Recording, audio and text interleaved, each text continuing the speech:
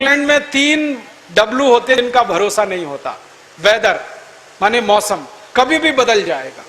दूसरा W wife, उसका बिल्कुल भरोसा नहीं, सवेरे आपकी है, शाम को किसी और की है, कल किसी और की है, परसों किसी और की है। और तीसरा W होता है वर्क, जिसका कोई भरोसा नहीं। 20 साल आप किसी के यहां नौकरी कर रहे हैं, एक दिन में पिंक स्लिप देगा, भगा देगा। तो वाइफ, वेदर, वर्क का भरोसा नहीं। भारत में ये तीनों ही पक्के। वेदर तो एकदम पक्का है इस देश में। बारिश में बारिश होगी, सर्दी में सर्दी होगी, जाड़ों में जाड़ा पड़ेगा, शरद में शरद होगा, बसंत में बसंत आएगा। वेदर एकदम पक्का है। और वाइफ तो सबसे ज्यादा पक्की है, 7-7 जन्म तक साथ नहीं छोड़ती। इतनी पक्की वाइफ तो दुनिया में कहीं नहीं।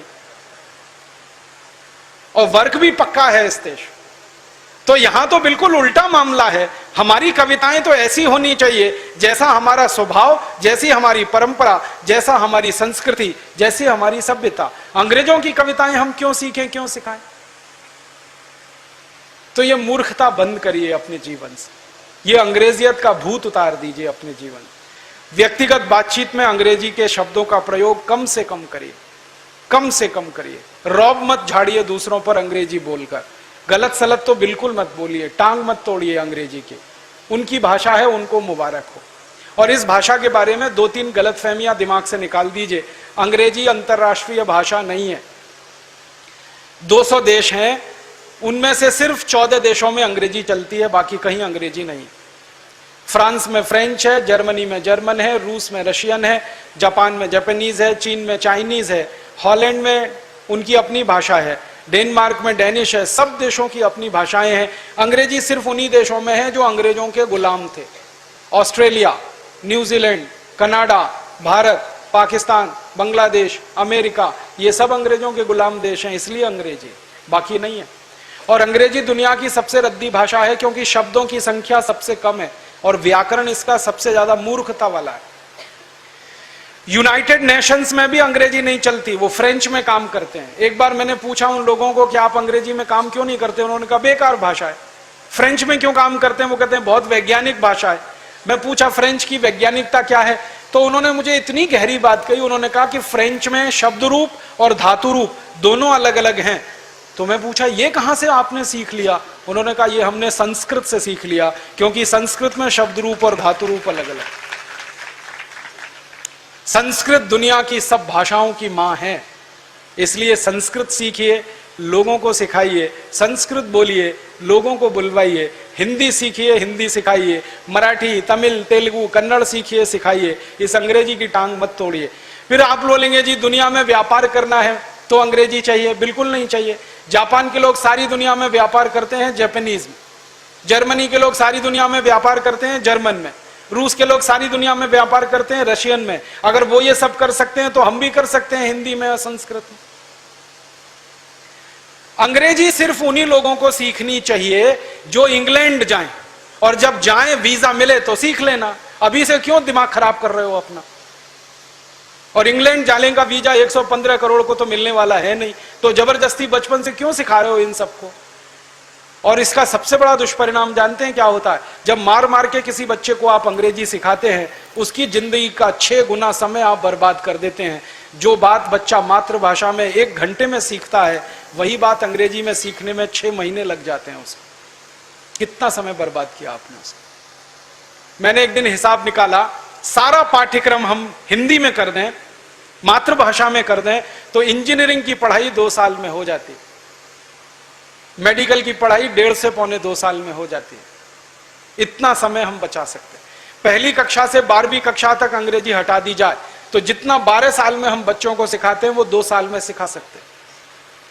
समय बचा सकते हैं, पैसा बचा सकते हैं, तनाव कम कर सकते हैं दिमाग पर। इसलिए हम चाहते हैं कि पूरी शिक्षण व्यवस्था इस देश में मातृभाषा में हो, बचपन से लेकर उच्च शिक्षा तक। और अंग्रेजी का प्रयोग इस देश में खत्म हो, चाहे वो सुप्रीम कोर्ट में, चाहे हाई कोर्ट में। अगर सुप्रीम कोर्ट में हम मुकदमा करें तो मैं हिंदी जानता हूं, जज को भी हिंदी आनी चाहिए। और जज अगर हिंदी नहीं जानता तो उसको सुप्रीम कोर्ट में लाने की जरूरत क्या है? जिनको हिंदी आती है उनको जज बनाओ, और जिनको हिंदी आती ही नहीं है, सिर्फ अंग्रेजी जानते हैं, उनको सबको लंदन भेजो, इंग्लैंड भेजो। वो इस देश के किस काम के हैं? पैसा हिंदी भाषी लोगों के खून पसीने की कमाई के टैक्स का लेंगे और न्याय अंग्रेजी में देंगे। ये कौन सी व्यवस्था? न्याय भी हिंदी में देना पड़ेगा। वादी को हिंदी आती है, प्रतिवादी को हिंदी आती है, जज को भी हिंदी आनी ही चाहिए। क्यों नहीं आनी चाहिए? भारत में नहीं आएगी तो किस देश में आएगी? तो न्याय व्यवस्था में हिंदी, प्रशासन व्यवस्था में हिंदी, संसद में भी हिंदी होनी चाहिए। मुझे तो बहुत नेताओं पर क्रोध आता है, वोट मांगने के लिए जब वो आते हैं तो मातृभाषा में आपसे बात करेंगे, गधे को बाप बनाएंगे। संसद में चुनकर ही पहुंचते हैं तो गिटपिट अंग्रेजी बोलना चालू कर देते हैं। किसके लिए संसद चलाते हैं? 1% लोगों को इस देश में अंग्रेजी समझती है, 99% लोगों को नहीं समझती। संसद में किसको सुनाने के लिए अंग्रेजी में बात करते हैं? मुझे भारत के पूर्व प्रधानमंत्री श्री अटल बिहारी वाजपेयी की एक बात याद आती है। वो कहा करते थे कि यूनाइटेड नेशन न्यूयॉर्क में जाके हिंदी बोलना आसान है, भारत की संसद में हिंदी बोलना बड़ा मुश्किल का काम है। इतनी अंग्रेजियत हमारे देश में आ गई। अटल जी ने न्यूयॉर्क में, संयुक्त राष्ट्र में हिंदी में धारा प्रवाह भाषण दिया था। वो कहते हैं कि यहां झक मार के अंग्रेजी में बोलना पड़ जाता है अपनी संसद। ये शर्मनाक स्थिति बदलनी पड़ेगी हमें। मातृभाषा में सारे काम हमें करने हैं। हमें हमारे जीवन में कुछ संकल्प लेने हैं। वो ये, हम भारतवासी हैं तो भारतीय भाषाओं में अपने जीवन को चलाएं, भारतीय भूषा पहनना शुरू करें, ये अंग्रेजी भूषा छोड़ें। मुझे तो बड़ी शर्म लगती है, इस देश के लोग क्या मूर्खता करते हैं। अंग्रेज चले गए, उनकी भूषा पकड़ के रखी हुई है, टाई, कोट, पैंट और काला कोट, भयंकर गर्मी में और गर्मी देने वाला। इस देश के वकीलों को देखता हूं, जून की भयंकर गर्मी में 50 डिग्री सेंटीग्रेड के तापमान में अदालत में अंधाधुंध बहस करते हैं, काला कोट चढ़ाकर और टाई लगाकर। पसीना पसीना अंदर से होता रहता है, कोट पर पसीना जमता रहता है, कोट सफेद सफेद हो जाता है। उसको उतारो तो 10 मीटर दूर बदबू आती है उस पसीने की। इसको उतार के क्यों नहीं फेंक देते इस काले कोट को? अंग्रेजों के जमाने में काला कोट होता था, अब अंग्रेजों के जाने के बाद काले कोट का मतलब क्या? हटाओ इसको। कभी कभी मैं ऐसे दृश्य देखता हूं, आप भी देखते होंगे। एक बारात जा रही है, बारात में दूल्हे राजा 3 पीस सूट और टाई लगा के घोड़े पे चढ़कर बैठे हुए हैं। मूर्खों के मूर्ख, सुपर इडियट। शादी वाले दिन इतनी इडियोसिटी, इतनी मूर्खता की जरूरत क्या? और जून की भयंकर गर्मी में दूल्हे राजा घोड़े पर 3 पीस सूट लाद के चढ़े हैं, पसीना पसीना हो रहे हैं। ससुराल में जाके चिल्लाते, एसी लाओ, कपड़े उतार के फेंक दो, एसी की जरूरत क्या है? और उस दूल्हे राजा को मैं कहता हूं, भाई तुम 3 पीस सूट और टाई लगा के अपनी दुल्हन को लेने आए हो, तो अपनी दुल्हन को स्कर्ट पहना के लेके जाओ, तब तो समझ में आता है। क्योंकि अंग्रेज आदमी जब सूट और टाई पहनता है तो उसकी पत्नी स्कर्ट पहनती है, तब तो दोनों एक जैसे हैं ना। हम कहते हैं पति पत्नी गृहस्थी के 2 पहिए हैं, एक पहिया साइकिल का, दूसरा ट्रैक्टर का, कैसे चलेगी ये?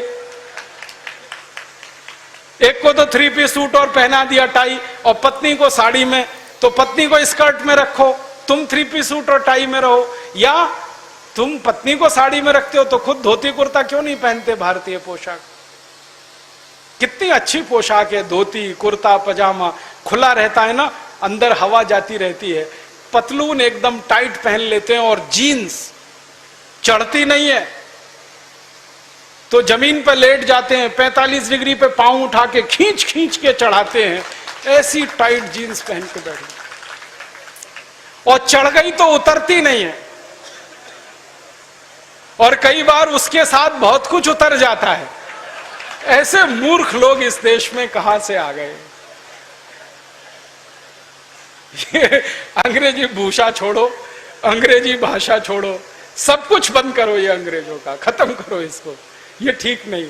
हम भारतीय हैं, भारतीय भाषा इस्तेमाल करें, भारतीय भूषा इस्तेमाल करें, भारतीय भोजन इस्तेमाल करें। हमारा भोजन अपने बहुत स्वास्थ्य के लिए अच्छा है। रोटी चावल दाल सब्जी इडली सांभर रसम उत्तपम बड़ा, ये सब, pizza burger hot dog cold dog chowmein, ये सब अंग्रेजी भोजन। और विचित्र विचित्र नाम है, हॉट डॉग गरम कुत्ता, कोल्ड डॉग ठंडा कुत्ता, खा रहे हैं उसको। यार क्या मूर्खता का भोजन है। एक वो डबल रोटी होती है, पाव रोटी, जो सड़े मैदे से बनती है। आप कभी अगर बनता हुआ देख लें तो उसको छू नहीं सकते, इतनी गंदे तरीके से वो बनती है। मैदे को सड़ाते जाते हैं, फर्मेंट करते हैं, फिर उससे डबल रोटी बीच से काटते हैं, कुछ सलाद भर दिया, खीरा ककड़ी, फिर कहते हैं हॉट डॉग हो गया, कोल्ड डॉग हो गया। क्या मूर्खता। अपने पास इडली, सांभर, रसम, उत्तपम, इतनी वैरायटीज इस देश में है।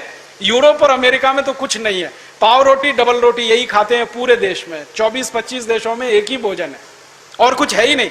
गेहूं है, गेहूं से आटा बनाते हैं। आटे को मूर्ख लोग रोटी नहीं बना पाते क्योंकि रोटी बनाना नहीं आता। पूरे यूरोप में, अमेरिका में किसी को रोटी बनाना नहीं आता। भारत की हर मां और बहन को आता है, यूरोप की किसी स्त्री को नहीं आता। वो आटा दे दो उनको गेहूं का और कहो रोटी बनाओ तो इतना पानी डाल के उसको सान सून के रख देते हैं, पता ही नहीं है कि कितना पानी डालते हैं, कितना रेशियो, कितना प्रपोर्शन। मैंने तो यूरोप में ऐसी मूर्ख माताएं देखी हैं, दही जमाना नहीं आता उनको। हाँ, वो दही का पाउडर ले आते हैं, पानी में घोल के पी जाते हैं, ना दही ना मट्ठा। हमारे घर की हर मां को दही बनाना आता है और सब्जी बनाना किसी को नहीं आता। बाजार से बनी बनाई सब्जी डब्बे में लाते हैं, प्लेट में रख के ऊपर से नमक डाल के खा जाते हैं। सब्जी बनाना नहीं आता, दाल बनाना नहीं आता, रोटी बनाना नहीं आता। हमको सब कुछ आता है। टेक्नोलॉजी में हम उनसे बहुत ऊंचे हैं। गेहूं का एक आटा जिसको किसी भी भारतीय माँ और बेटी या बहन को दे दो, उससे 50 किस्म की चीजें वो बना सकती है। पूरी बना सकती है, कचौरी बना सकती है, पराठा बना सकती है, आलू का पराठा, गोभी का पराठा, फिर मटर का पराठा, पता नहीं कितने तरह के पराठे, कितनी तरह की पूरी, कितने तरह की कचौरी। एक दिन मैंने हिसाब निकाला, मैं भारत में जन्म ले लिया उस दिन से और जिस दिन मैं मरूंगा उस दिन तक हर दिन एक नया स्वादिष्ट व्यंजन बना के इस देश में मैं खा सकता हूं। वो यही संभव है, किसी दूसरे देश में संभव नहीं। इतनी व्यंजन की विभिन्नता इस देश में कहीं नहीं। और मुझे तो लगता है कि भारत में सबसे बड़ी शोध अगर हुई है तो रसोई घर में हुई है और कहीं नहीं हुई। इतना अच्छा रसोई घर हमारे पास, फिर हम pizza, burger, hot dog, cold dog, chowmein के लिए परेशान हो। वो चाउमीन तो पता नहीं कैसे लोग खा जाते हैं, एकदम सड़े हुए मैदे की चीज। खानी है तो सिवई बना के खा लो अपने घर में, चाउमीन से अच्छी है। तो भोजन भारत का करो, भाषा भारत की बोलो, भूषा भारत की रखो, भजन भी भारत का करो। नमस्कार दोस्तों, भाई श्री राजू दीक्षित जी का यह व्याख्यान अंत तक सुनने के लिए आप सभी का तहे दिल से धन्यवाद। दोस्तों, यदि आपको वीडियो को देखकर कुछ जानकारी हासिल हुई हो तो कृपया राजू दीक्षित जी की इस वीडियो को अधिक से अधिक लोगों तक शेयर जरूर करें ताकि प्रत्येक व्यक्ति इन दुर्लभ व्याख्यानों का लाभ उठा सके और अपने व अपने परिवार का इलाज बिना दवाइयों के बेहतर ढंग से कर सके। रोजाना स्वास्थ्य संबंधित वीडियो देखने के लिए राजू दीक्षित आयुर्वेदा को सब्सक्राइब कर बेल आइकन जरूर दबाएं ताकि आपको ऐसी दुर्लभ जानकारियां रोजाना मुफ्त में मिलती रहें। वीडियो को लाइक जरूर करें ताकि हमारा उत्साह वर्धन हो सके और हम आपको ऐसे ही वीडियो लगातार पहुंचाते रहें।